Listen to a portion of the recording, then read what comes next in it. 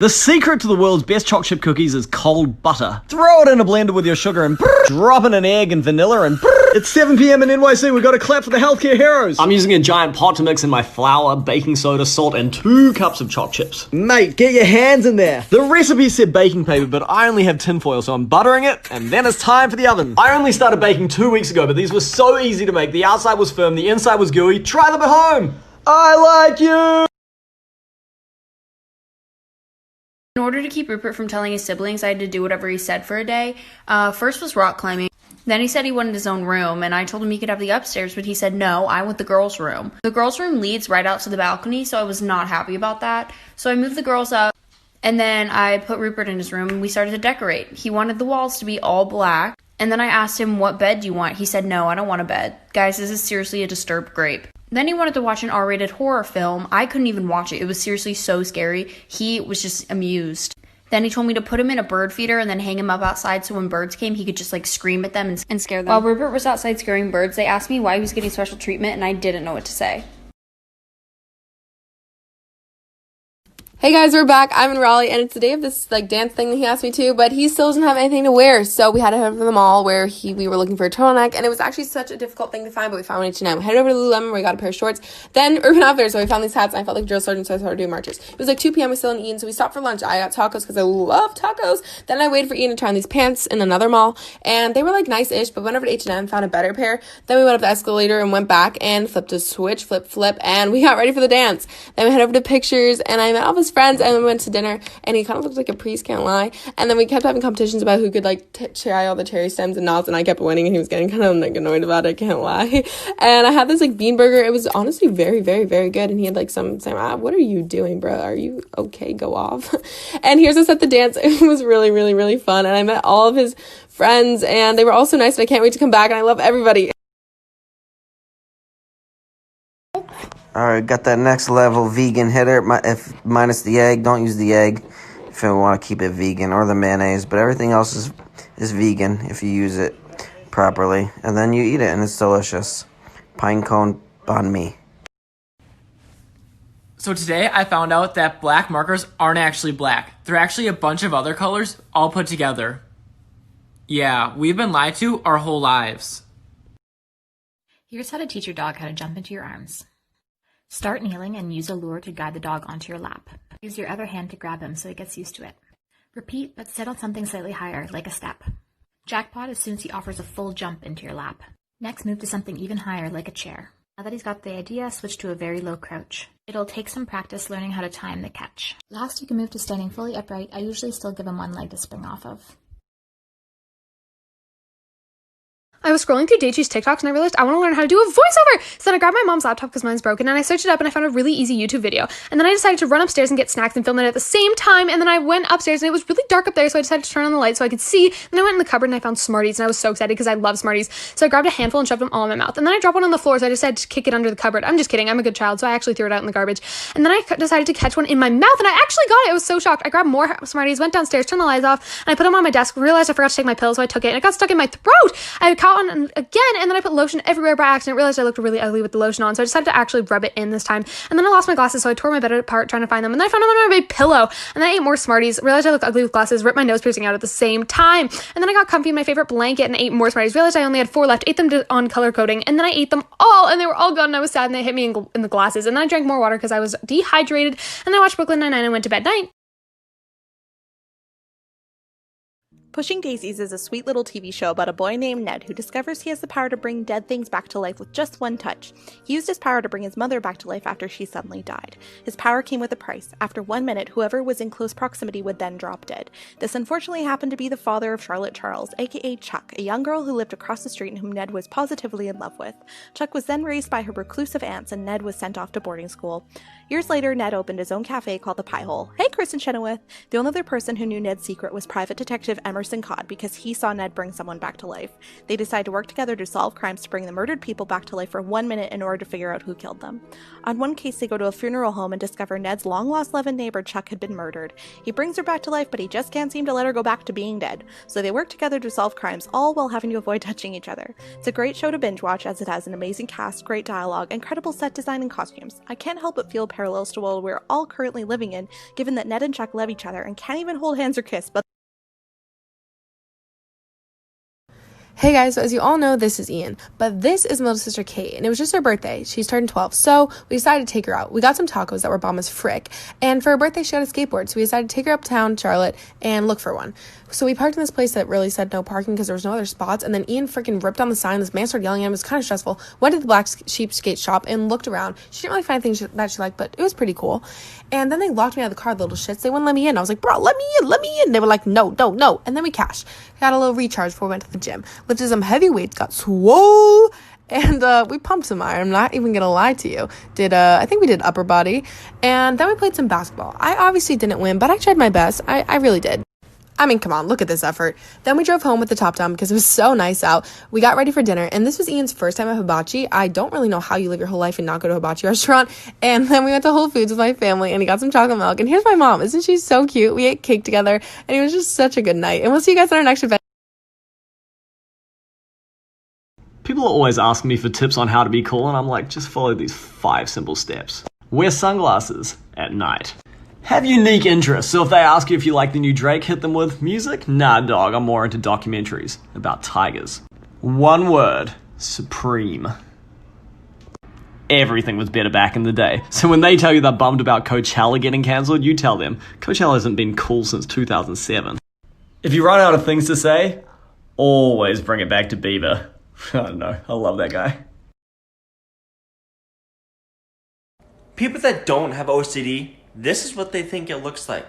Oh no, okay, that... Okay, yeah, and it was like that went out, yeah, perfect. Yeah, okay, yes! No, this is what it's actually like. That one felt good. That one felt good. That one felt good. That one felt good. That one felt good. I make a trip to Petco today because I ran out of cat litter. Having 3 cats, they tend to shit a lot. Then I stumbled across this cute little baby. He was sleeping, so I decided to leave him alone. So cute. Then I found these sweaters for sale, and I had to get the barely awake one. So I threw it in my car, and I continued along with my journey to get cat litter. I use a reusable kind because, save the environment. On this process, oddly satisfying, and I don't know why. So I was walking around the corner, I heard a sound. It was a cute little doggo, and the lady let me pet it, which was really nice. I found these bones for my dogs, and I was like, probably not because bones are bad. Should always say yes to helping homeless pets. I finally got home and I was super excited to put this cute little sweater on my cats. He was definitely not having it at all. As you can see, she was being a complete little brat, not cooperating very well at all. This was definitely a long process, but I finally got it. And look how adorable she is. And then she starts acting all dramatic, like look at her. You would think she was wasted. So I took it off her and then she attacked it. And then I looked over there at Balderson, who was just minding his own business. I put it on him anyway. He ran away and here he is underneath my table. I had to crawl under there and get him myself so I could take it off of him. I gave him a little pet first. There's Shmeeb, pissed the hell off. Hey guys, so this might actually be really hard to believe, but if you add sweet potatoes to brownies, you literally can't taste them and it makes it so much healthier and so good. So roast these babies up till they can peel the skin. Then you're gonna preheat your oven to 350 degrees. Mash these suckers up and we have a nice little mixture here. Then we're gonna plop that in, kind of satisfying, and we're gonna start. So we have our 2 eggs, which I cracked with one hand because I'm, hella talented. Almond milk because we don't use cow's milk around here. Maple syrup, which makes them sweet, but you can add sugar if you want to. I just prefer maple syrup because it's like more natural. And almond butter, which keeps it creamy and you don't have to use extra oil. Then I'll extract, give it a nice flavor. This kind of looked like yolk, I'm not gonna lie. Then I mix it up. And almond extract, my secret ingredient. This is a game changer. I can't live without it. Set that aside. We're gonna start our dry ingredients. Gluten-free flour because I'm a bitch and can't handle regular flour. Almond flour, which soaks up everything and makes it a really good texture and keeps them soft. Cocoa powder because they're brownies. You can add as much as you want. Baking soda, some salt to balance it out. And we're gonna combine the two. We have a nice little batter here. Kind of chunky, but put it in the oven 350 degrees till it's ready. And then this is your healthy brownies, guys. Hope you enjoyed. See you later. So my eye started watering, and it does this sometimes when I lay down. And Theo thought I was crying and put his paw on my face and got extremely close to my nose with his nose. Then I started to laugh and accidentally woke him up and he got mad. Well, Juno shit in Brett's truck the other day and then tracked it all over her favorite toy, Clarice, so I decided to wash her off. And you're probably wondering why I didn't just put her in the washer. Well, Clarice has a huge hole in her ass, so she would literally explode. Anyways, here's me cleaning my hands after washing the poop off of her, and now I'm going to trim up her butt, and so we're back together. You're probably wondering why I don't just go and buy Juno a new toy. Well, I'll explain to you that Clarice hits different. Juno got Clarice for Christmas a couple years ago from someone who is no longer with us, and I didn't want to throw her away. So after I fixed up Clarice's ass, I brought her into the laundry room and I threw her right in the washer. Yeet! And then I turned the washer on like a normal person and I went and washed my hands again because, poop. Didn't want the poop on me. After all that, she was ready to go in the dryer and then she was ready to come out of the dryer. So I brought her up to Juno and Juno was really happy that Clarice never had a hole in her ass anymore and didn't have any shite on her. The end. So I was scrolling through my For You page yesterday and I came across this guy, Sam the Sweaty Boy, who said that these super simple looking paintings were selling for hundreds of dollars, so he made his own and started the bidding at $250. Then today he said the highest bid was $13,000. Of course I thought he was lying, so I checked eBay. Turns out he was. The highest bid was $18,000. Needless to say, that was enough proof for me to get in my car and go to Michael's. I got the supplies, brought them back to my house, and started painting the canvas black and making a rig to hold the paint. I decided to do one of those pendulum paintings you see on the For You page all the time, and while it was swinging back and forth, I went on eBay and found something that looked like it belonged in Squidward's house, selling for $1,800, and another one selling for $400. Now, it almost sounds too good to be true, but I finished the painting anyways and posted it on eBay with a starting bid of $251. Wish me luck. Waking up this morning, I had no idea today was going to be the day that Adam was going to pop the question. We loaded up the dogs and we headed down to the trail for a fun family walk. We had a lot of great times, but then this happened, guys. I can't believe it. Hey, babe. Yeah? We've been spending a lot of time together lately. Yeah. This place is really beautiful. This just seemed like the right time. Oh my God. Will you divorce me? Absolutely. I thought you would never ask. Oh, it's going to be such an amazing life without you. I don't love you anymore.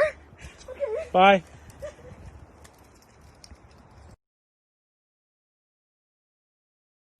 This is my dad's sweater that I stole a few years ago, and I got a stain on it. So I tried to remove the stain, and well, it bleached it.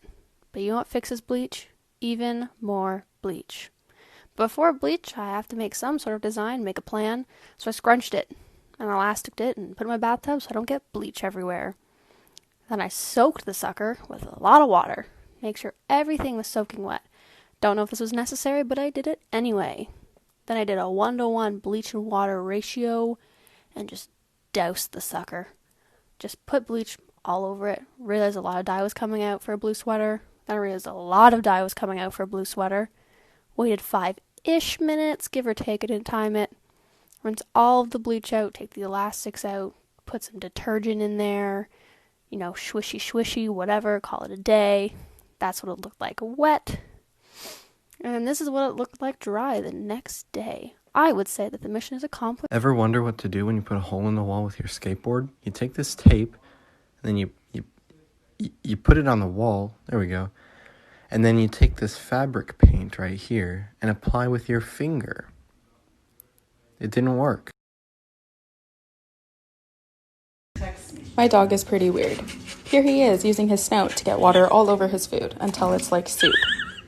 Then he'll test it with his nose to make sure that it is wet enough, go away for a few hours, and then come back and then eat it all and do it all over again for each mealtime.